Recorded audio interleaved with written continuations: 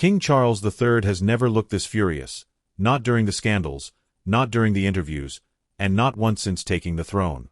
But what Meghan Markle just accused the monarchy of, and what Prince Harry openly chose to support, may have crossed a line so personal, so humiliating, and so deeply damaging that King Charles III allegedly stopped trying to repair the family, and started preparing to replace it.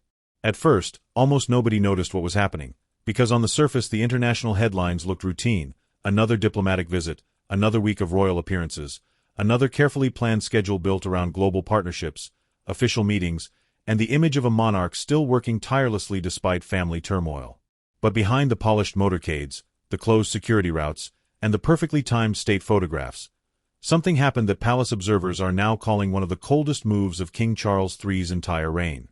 Because while the king was carrying out official duties in Washington, D.C., Prince Harry was reportedly less than an hour away. Close enough for lunch. Close enough for reconciliation. Close enough for one private conversation that could have changed everything. And yet, no meeting ever happened. Now pause and think about what that really means. This was not a last-minute cancellation. This was not a health emergency. This was not a delayed conversation quietly moved to another day. According to royal commentators and scheduling reports, the itinerary surrounding King Charles III's visit was allegedly built in a way that made contact with Prince Harry practically impossible. Security routes were fixed. Meetings were locked. Private windows disappeared. And within palace circles, the message reportedly became impossible to ignore. The king had crossed an ocean, and still chose not to cross 40 minutes for his own son. So let me ask you something. If a father refuses a meeting when the opportunity is right in front of him, is that anger, or is that finality? For many royal watchers, the answer may have started months earlier, during one of the most emotionally sacred moments in the British calendar. Remembrance Sunday. A day when the entire nation pauses, soldiers are honored, names are remembered, and the crown stands not as celebrity, not as politics, but as the living symbol of sacrifice. Every year King Charles III stands before the cenotaph. Every year wreaths are placed. Every year silence becomes national memory. And for Prince Harry, a veteran who served in Afghanistan, many believe this tradition carried a deeply personal meaning. Which is exactly why what happened next reportedly sent shockwaves through royal circles. According to public reports and widespread commentary, while Britain prepared for solemn remembrance, Prince Harry and Meghan Markle were seen attending a celebrity event in Beverly Hills, surrounded by cameras, executives, entertainers, and some of the most powerful figures in Hollywood. On its own, that appearance may have meant nothing. But what triggered the backlash was what critics say Prince Harry appeared to be wearing: the symbolic remembrance poppy. And almost instantly, the optics changed from glamorous to explosive. Because for some royal traditionalists, it no longer looked like tribute. It looked like contradiction. Now to be clear, appearances can be misunderstood, timing can be misread, and neither Prince Harry nor Meghan Markle publicly framed that event as disrespectful. But inside the monarchy, perception often matters more than intention. Military commentators reacted. Traditional royal audiences reacted. Palace observers reacted. And according to several reports, this may have been one of the first moments when people close to King Charles III began quietly saying the king was no longer disappointed. The king was allegedly embarrassed. And inside royal life, embarrassment can be far more dangerous than anger. Would you forgive a public mistake? Or would you remember the optics forever? But if that was the first fracture, what happened next may have turned frustration into fury, because while the palace was trying to preserve dignity, rumors surrounding commercial struggles, delayed launches, and weakening partnerships involving the Sussex brand began growing louder across both Hollywood and London. Streaming deals came under scrutiny. Brand positioning was questioned. Business momentum appeared inconsistent. And then, according to public commentary, Meghan Markle allegedly began doing something that left royal insiders absolutely stunned: shifting blame back toward the monarchy itself. Reports, interviews, and strategic commentary began pushing one increasingly uncomfortable narrative, a narrative suggesting that certain creative decisions, project delays, and business limitations were somehow connected to protecting royal sensitivities, maintaining institutional respect, or navigating palace complications connected to King Charles III. Now none of these interpretations have been formally confirmed by the palace, and public narratives are often more complex than headlines suggest. But for critics, one contradiction immediately stood out. After the interviews, after the documentaries, after the accusations, after Spare, suddenly the monarchy was being presented as something that needed protecting. And for many observers, that contradiction was impossible to ignore. Because if the monarchy was oppressive enough to criticize publicly, then why was the monarchy suddenly valuable enough to protect privately?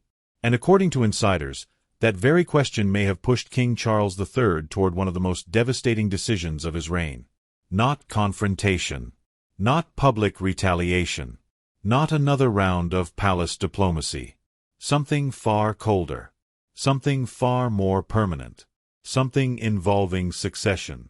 Because while the world was still focused on Prince Harry and Meghan Markle, one young royal name reportedly started appearing in conversations that used to belong to Harry alone. James Mountbatten Windsor. And once you understand why James Mountbatten Windsor suddenly matters, you may realize this story was never about reconciliation at all. It may have been about replacement from the very beginning. As the public continued debating whether King Charles III had simply grown tired of the endless drama surrounding Prince Harry and Meghan Markle, something far more strategic was allegedly beginning to unfold behind palace walls, because according to royal observers, constitutional commentators, and people who study succession patterns closely, the king's silence may never have been about anger alone. It may have been about transition. Quiet transition. Calculated transition. The kind of transition the monarchy uses when it no longer believes a damaged relationship can be repaired and instead begins asking a colder question. Who steps in next?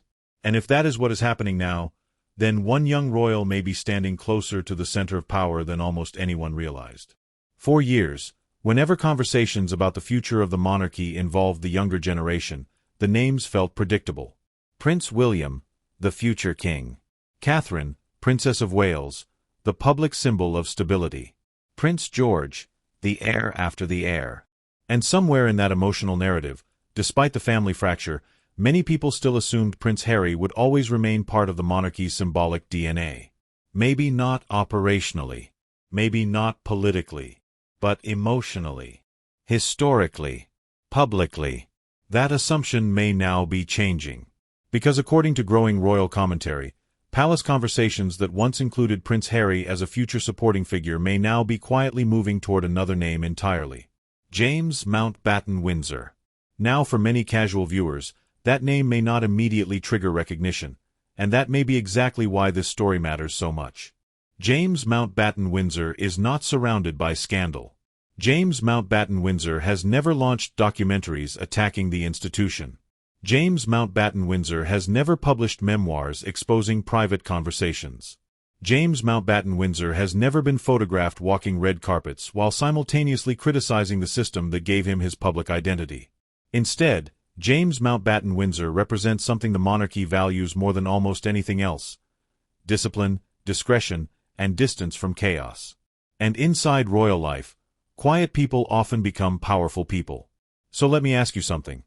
If you were rebuilding trust inside a wounded institution, would you choose the famous prince, or the quiet heir nobody saw coming? The timing of this shift, according to royal watchers, may not be accidental. Ever since the release of Spare, the emotional damage inside palace circles reportedly moved beyond simple embarrassment and into something much harder to reverse: strategic distrust. Because while the public focused on headlines involving family arguments, accusations, and emotional interviews, palace teams were reportedly focused on something much colder: operational security. Who can be trusted in private meetings? Who can sit inside constitutional briefings? Who can hear sensitive discussions involving succession, health, diplomacy, and state matters without fearing those conversations might one day appear in print? And according to several royal commentators, that may be the exact point where Prince Harry stopped being viewed as emotionally difficult and started being viewed as institutionally unpredictable. But what reportedly pushed matters even further may have involved not Prince Harry, but Meghan Markle. Because as Hollywood projects reportedly slowed, brand launches faced pressure, and commercial momentum became harder to maintain, commentary began emerging that suggested some of those struggles were somehow connected to the monarchy itself. Interviews, public interpretations, media speculation, and strategic narratives allegedly started framing palace relationships, institutional history, and royal expectations as obstacles to full creative freedom. Again, no single statement proves deliberate blame, and public narratives are always more complex than headlines suggest. But according to critics, one pattern became increasingly hard to ignore. Every time commercial pressure intensified, the monarchy somehow seemed to re-enter the conversation. And for King Charles III, that may have been the moment family conflict became reputational warfare. Sources close to royal commentary circles now suggest that one of the king's deepest concerns is no longer public criticism, because criticism comes and goes. Monarchies survive criticism. What institutions struggle to survive is unpredictability. And according to palace analysts, unpredictability may now define the Sussex relationship more than bloodline ever could. One week it is reconciliation. The next week it is legal action. One month it is emotional interviews. The next month it is celebrity partnerships. One project appears deeply personal. Another appears commercially strategic. And for a 70-plus-year-old monarch trying to preserve stability in the shadow of Queen Elizabeth II's legacy, unpredictability may feel more dangerous than rebellion itself. Would you keep someone close if you never knew what private conversation might become tomorrow's global headline? Meanwhile, something fascinating has been happening around James Mountbatten Windsor. Public appearances have remained limited but increasingly polished. Family events show growing confidence. Palace photographers have quietly begun positioning younger royals with more strategic visibility. Analysts have noticed subtle changes in ceremonial presence, generational framing, and the quiet reinforcement of royals who represent continuity without controversy. None of this proves formal replacement. No official palace statement has declared any succession shift. But inside the monarchy, public repetition often comes long before formal announcements. And when the same face starts appearing where another face once dominated, people eventually stop asking whether something is changing, and start asking how long the transition has already been underway. Back inside Buckingham Palace, insiders now describe an atmosphere that feels colder, tighter, and more controlled whenever the Sussex name enters private discussion. Meetings reportedly become shorter. Briefings reportedly become narrower. Invitations reportedly become more selective. Again, these reports remain commentary, not official palace confirmation, but across multiple royal sources one phrase appears repeatedly: earned trust. And according to observers, that phrase may now define everything. Not blood. Not titles. Not public popularity. Earned trust. And if earned trust is now the new currency inside the monarchy, then the question becomes brutally simple. Has Prince Harry already spent his? Because according to what happened next, King Charles III may not have just chosen distance. King Charles III may have started rewriting the future family tree itself. And the first person reportedly affected by that decision may not be Harry at all. It may be Meghan Markle. By this point, the story surrounding King Charles III, Prince Harry, and Meghan Markle no longer looked like a temporary family disagreement, a misunderstood interview, or another painful chapter that could eventually be softened through private meetings and carefully staged photographs. According to royal commentators, palace biographers, and people who have spent decades studying how institutions protect themselves, something far more serious may now be happening behind the walls of Buckingham Palace. Because when a monarch stops asking how to repair trust, and starts asking how to remove dependency, that is usually when family drama becomes constitutional strategy. And if that transition has already begun, then what happened next may be the most devastating sign yet. 4 years, no matter how intense the public fallout became, one emotional assumption always remained alive in the minds of royal watchers around the world. Blood is blood. Titles can be removed. Security can change. Public duties can disappear. But when it comes to the son of a king, many believed there would always be a private door left unlocked for Prince Harry. A quiet phone call. A private dinner. A confidential briefing. Some hidden family route back toward relevance. That belief may now be collapsing. Because according to several royal commentators, palace planners may no longer be asking when Prince Harry returns.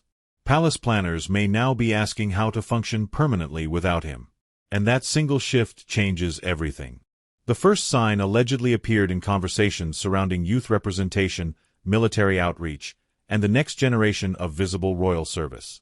4 years, Many believed those spaces naturally belonged to Prince Harry, the veteran prince, the emotionally open royal, the son of Princess Diana, who seemed most naturally connected to wounded soldiers, mental health campaigns, and audiences who wanted a more modern monarchy. That emotional brand once made Prince Harry almost irreplaceable. Which is exactly why what royal commentators are allegedly seeing now feels so significant. Because some of those same conversations, according to palace observers, are quietly shifting toward James Mountbatten Windsor, a younger royal who carries none of the controversy, none of the media warfare, and none of the public unpredictability currently surrounding the Sussex name.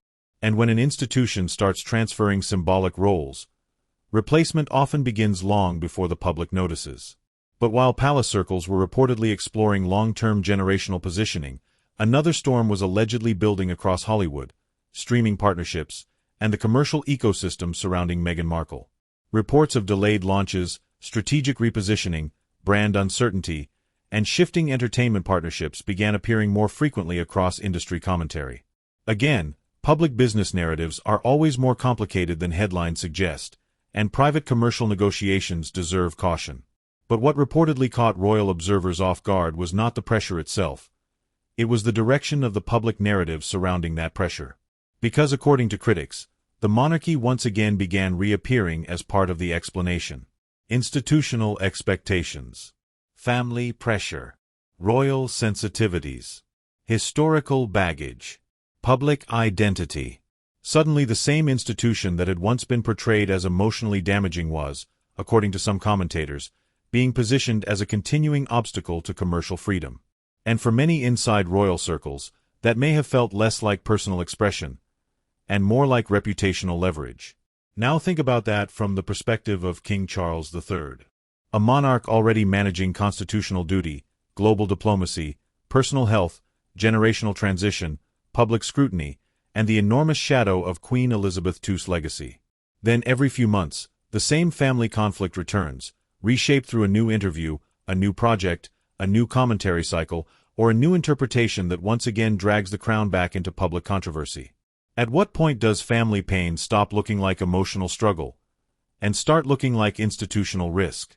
If you were a king trying to protect a 1,000-year-old institution, how many second chances would you realistically give? According to several royal analysts, that exact question may now be driving one of the coldest policy shifts of King Charles III's reign: access control. Not dramatic banishment. Not public punishment. Something far quieter. Private meetings becoming harder to secure. Informal consultations disappearing. Strategic discussions narrowing. Sensitive briefings becoming smaller.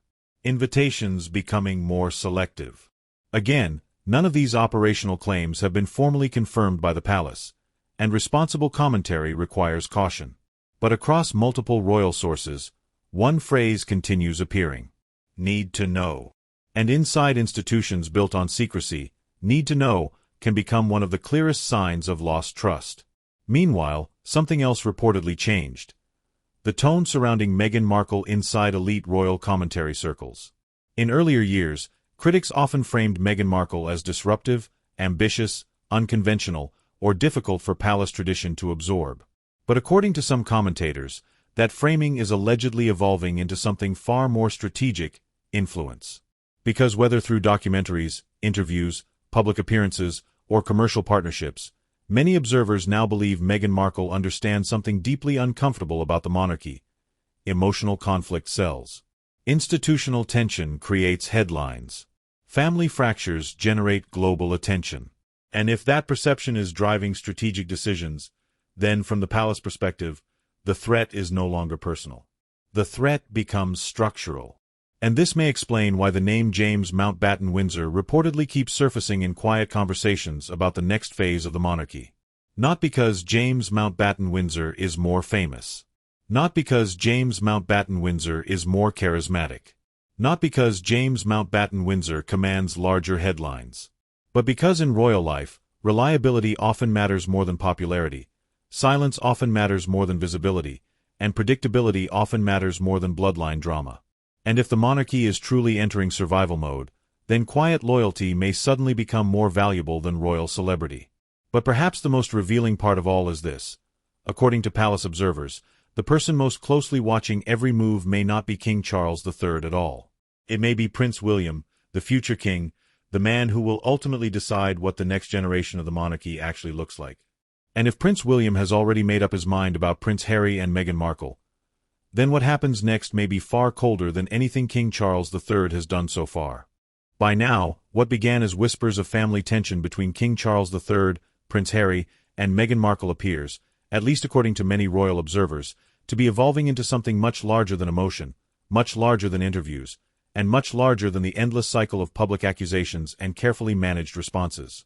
Because inside the British royal family, the most dangerous conflicts are rarely fought through headlines. They are fought through access, visibility, influence, and one question that determines everything: who gets to shape the future once the crown changes hands? And according to palace analysts, the person asking that question most aggressively right now may not be the king at all. It may be Prince William. For years, despite the documentaries, despite the interviews, despite the publication of Spare, and despite the widening distance between California and London, many people still believed that one day Prince William and Prince Harry would somehow find a path back toward one another. After all, these were the sons of Princess Diana. These were the brothers who walked behind the same coffin. These were the princes who once stood side by side and convinced the world that grief had made them inseparable. But according to multiple royal commentators, the emotional reality inside palace circles may now look very different. Because while King Charles III may still carry the emotional burden of fatherhood, Prince William allegedly carries something colder: strategic memory. And if strategic memory now defines the future king's thinking, reconciliation may no longer be the objective at all. Sources close to royal analysis now suggest that one of the most significant shifts inside the Wales household is not public, not ceremonial, and not political. It is generational. Because while the public continues debating whether Prince Harry might someday return to royal life, the operational focus of Prince William and Catherine, Princess of Wales, appears increasingly centered on something much more permanent: preparing Prince George, Princess Charlotte, and Prince Louis for a monarchy that may look dramatically smaller, dramatically tighter, and dramatically less forgiving than the institution their father grew up inside. And if the next generation is already being raised within a world defined by earned trust, institutional discipline, and carefully controlled access, then the absence of Prince Harry may soon stop feeling temporary and start feeling foundational. That may also explain why the name James Mountbatten Windsor continues appearing in conversations that used to belong almost exclusively to Harry. Youth representation, military continuity, public stability, quiet duty, long-term visibility. Again, no official palace announcement has declared any formal transition of symbolic roles, and responsible commentary requires caution. But inside royal life, visibility often arrives in stages. First through ceremonial positioning, then through family framing, then through strategic appearances, and finally, long after the transition has already started, through public acceptance. So here is the question: what happens when the public stops asking where Prince Harry went, and starts asking how long James Mountbatten Windsor has already been stepping into the space he left behind? But if Prince Harry is allegedly losing symbolic relevance, then according to royal observers, Meghan Markle may be facing something even more difficult: narrative exhaustion.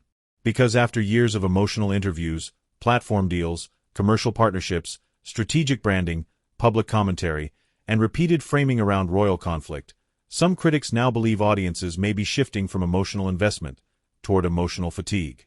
Again, audience trends are difficult to measure with certainty, and public opinion changes constantly.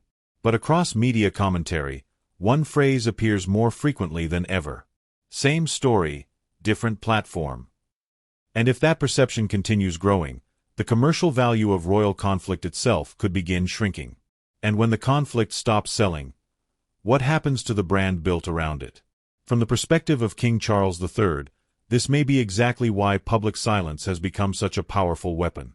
No interviews, no public retaliation, no emotional counterattacks, no direct responses to every accusation. Just distance, just scheduling, just institutional formality. And according to palace analysts, that silence may now be doing something more effective than any public statement ever could. It may be starving the conflict of oxygen. Because in modern media, Outrage survives on reaction. Headlines survive on escalation. Conflict survives on participation. And if the crown refuses to participate, eventually the narrative begins feeding on itself. Would you fight publicly, or would you simply stop showing up?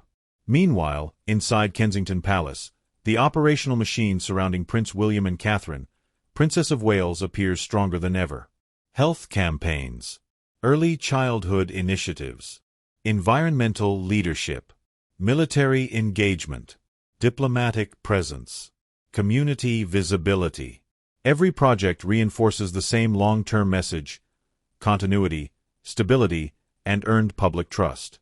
And perhaps most importantly, every successful appearance by the Wales household quietly reminds audiences that the future of the monarchy no longer depends on controversy to command attention. It depends on consistency. And in the battle between consistency and chaos, history usually chooses one side. But perhaps the coldest realization of all is this: according to multiple royal observers, Prince Harry may not be fighting to get back into the monarchy anymore. Prince Harry may now be fighting something even harder: the fear of becoming irrelevant to it. And if that fear is real, then what happens next between Prince Harry, Meghan Markle, King Charles III, and Prince William may not look like reconciliation. It may look like survival. And that brings us to what may be the most uncomfortable truth of all, because after months of silence, strategic distance, cancelled opportunities, selective access, and growing whispers surrounding James Mountbatten Windsor, the question is no longer whether King Charles III is angry with Prince Harry or disappointed in Meghan Markle. According to many royal observers, that emotional phase may already be over. Because anger eventually cools. Disappointment eventually softens. Family wounds sometimes heal. But institutions do something very different. Institutions adapt. Institutions survive. Institutions quietly replace whatever they believe has become unpredictable, expensive, or strategically dangerous. And if that process has already started inside the British royal family, then what we are witnessing right now may not be a family argument at all. It may be a succession reset. For years, many people believed the Sussex story would eventually circle back toward redemption. A private apology. A Christmas reunion. A carefully staged balcony appearance. A photograph with grandchildren. A quiet return through charity work, military service, or some symbolic gesture powerful enough to melt years of public tension. That narrative kept hope alive for royal watchers around the world. Because at the end of the day, no matter how public the damage became, Prince Harry was still the son of King Charles III, still the brother of Prince William, and still the grandson of Queen Elizabeth II. Blood matters. Legacy matters. History matters. But according to the patterns many observers now believe they are seeing, blood may no longer be enough when trust itself becomes the issue. And when trust disappears inside a monarchy, titles suddenly become far less powerful than people imagine. The most fascinating part of this story may not be what King Charles III has said, because publicly the king has said very little. No emotional interviews. No retaliatory statements. No dramatic press briefings. No palace war. Instead, the most revealing clues have come through movement, or the absence of movement. Missed meetings. Unavailable schedules. Narrower circles. Fewer visible opportunities. More strategic distance. And for people who study royal behavior, those choices often mean more than headlines ever could. Because when a monarch wants reconciliation, doors quietly stay open. But when a monarch starts preparing for permanence, those same doors often stop opening at all. So let me ask you something. If King Charles III truly wanted Prince Harry back inside the system, would the signs really look like this? Meanwhile, the rise of James Mountbatten Windsor continues raising more questions than answers. Again, no official palace statement confirms any formal replacement strategy. No constitutional document has publicly reassigned roles once emotionally associated with Prince Harry. But in royal life, visibility rarely appears by accident. The monarchy introduces new faces gradually, quietly, strategically, first at family events, then at public ceremonies, then through media framing, then through institutional familiarity. And long before the public realizes a transition has happened, the transition is often already complete. which is why so many palace watchers now believe the appearance of James Mountbatten Windsor may not be coincidence at all. It may be rehearsal. At the same time, the role of Meghan Markle in this unfolding drama continues generating intense debate. Supporters still view Meghan Markle as resilient, ambitious, and determined to build a life beyond palace restrictions. Critics, however, increasingly question whether the repeated return to royal conflict, institutional grievance, and emotional storytelling has begun creating diminishing returns both commercially and culturally. Public opinion shifts. Markets shift. Media cycles shift. But one thing rarely changes inside royal history. Audiences eventually stop reacting to repeated conflict unless something genuinely new appears. And if the conflict itself is losing emotional power, then the real question becomes brutally simple. What happens when the story that built your brand stops moving the audience? And perhaps that is exactly what Prince William, the future king, may be watching more carefully than anyone else. Because while King Charles III still carries the emotional burden of fatherhood, Prince William carries something even colder: the responsibility of designing the next generation of the monarchy. A monarchy centered around Catherine, Princess of Wales, around Prince George, around Princess Charlotte, around Prince Louis, around discipline, continuity, and earned trust. And if that future is already being built, then the question may no longer be whether Prince Harry returns. The question may be whether the system still needs him at all. Because that may be the coldest lesson of this entire story. Royal life is built on blood, but royal survival is built on relevance. Titles can survive controversy. Names can survive scandal. Public images can survive criticism. But institutions do not survive unpredictability forever. At some point, every monarchy chooses stability over sentiment, strategy over emotion, and continuity over nostalgia. And according to what we may be seeing right now, that choice may already have been made. So now the final question moves from palace corridors to you. Do you believe King Charles III is justified in quietly distancing the crown from Prince Harry and Meghan Markle? Or do you believe the monarchy is making a mistake that future generations may regret? And what do you think about the growing role of James Mountbatten Windsor? Coincidence or calculated replacement? Share your thoughts in the comments below, because in stories like this, public opinion often becomes part of royal history itself. And if you enjoy deep royal investigations, hidden palace strategy, succession analysis, and stories that go far beyond the headlines, make sure to subscribe, turn on notifications, and join us here for the next chapter. Because inside the modern monarchy, the loudest decisions are rarely spoken. They are simply made.